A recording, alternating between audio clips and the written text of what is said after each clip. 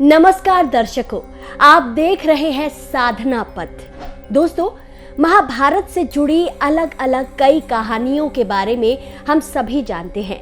महाभारत काल के कुछ चरित्र ऐसे हैं जिनके साथ रहस्य और रोमांच की ऐसी कहानियां जुड़ी हैं जो आज भी लोगों के लिए जिज्ञासा का विषय बना हुआ है। हजारों साल बीत जाने के बाद भी महाभारत कालीन इन चरित्रों पर शोध जारी है।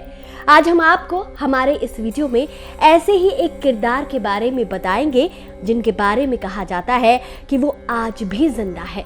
इतना ही नहीं, कई बार उनके इस धरती पर होने के कुछ संकेत भी मिले हैं। जी दोस्तों, हम महाभारत के जिस किरदार की बात यहाँ कर रहे हैं उस किरदार का नाम है अश्वत्थामा। क्या आप जानते हैं कि ऐसा माना जाता है कि एक श्राप के कारण अश्वत्थामा आज भी जिंदा है और रहस्यमय तरीके से धरती पर मौजूद है। विज्ञान जिस अमरता की खोज आज कर रहा है उस अमरता की कहानियां हिंदू धर्म के ग्रंथों में पहले से ही मौजूद है।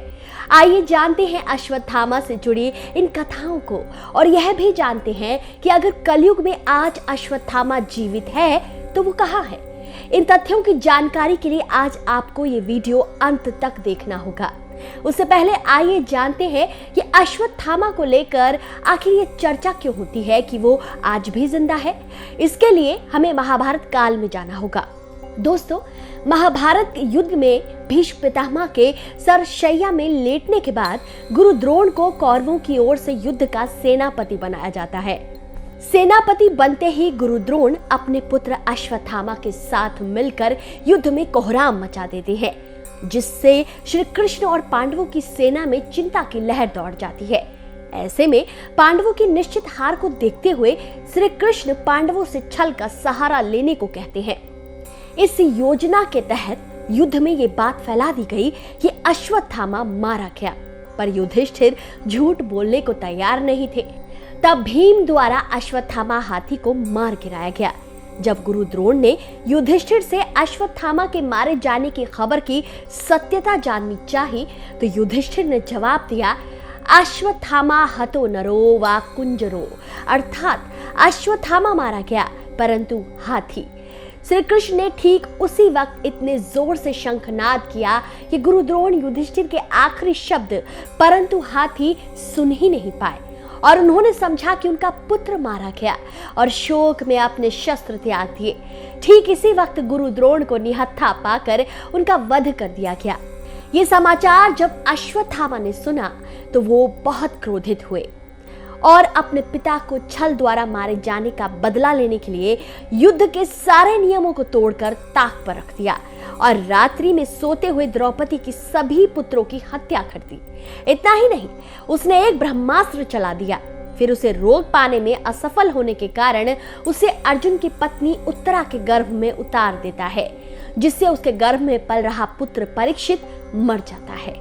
तब भगवान श्री कृष्ण ने परीक्षित की रक्षा कर दंड स्वरूप अश्वत्थामा के माथे पर लगी मणि निकालकर उन्हें तेजहीन कर दिया और युगों युगों तक भटकते रहने का श्राप दे दिया। विश्व की अनेक सभ्यताओं में प्राचीन काल से ही अश्वत्थामा जैसे पुरुष का जिक्र मिलता आया है। यूनानी सभ्यता में भी एक ऐसे बुजुर्ग इंसान का जिक्र है जो कि आज से कुछ 100 साल पहले लोगों को अस्त्र शस्त्र की शिक्षा दिया करता था। इसी तरह तिब्बत के इलाके में भी अश्वत्थामा की तरह ही जख्म लिए एक व्यक्ति का दावा कुछ लोगों ने किया था।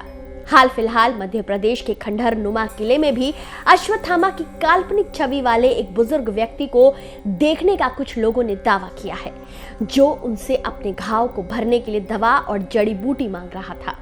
माना जाता है कि यह मध्य प्रदेश के असीरगढ़ का किला है, जिसमें अश्वत्थामा आज भी शिवाजी की पूजा करने आते हैं। इसके अलावा देश दुनिया के अलग अलग कोनों से भी अश्वत्थामा के दिखने की बातें लोगों द्वारा की जाती है। माना जाता है कि जब तक उनका घाव ठीक नहीं हो जाता तब तक वह अमर है। तो दोस्तों, आपको हमारी ये कथा कैसी लगी हमें कमेंट करके जरूर बताइएगा। अच्छी लगी हो तो इसे अपने दोस्तों के साथ भी शेयर करें। चैनल में अगर नए हैं तो चैनल को सब्सक्राइब करना ना भूलें। आगे भी ऐसी ही रोचक और रहस्यमयी अनसुनी कहानियां लेकर हम एक बार फिर उपस्थित होंगे। तब तक के लिए हमें आज्ञा दीजिए। नमस्कार।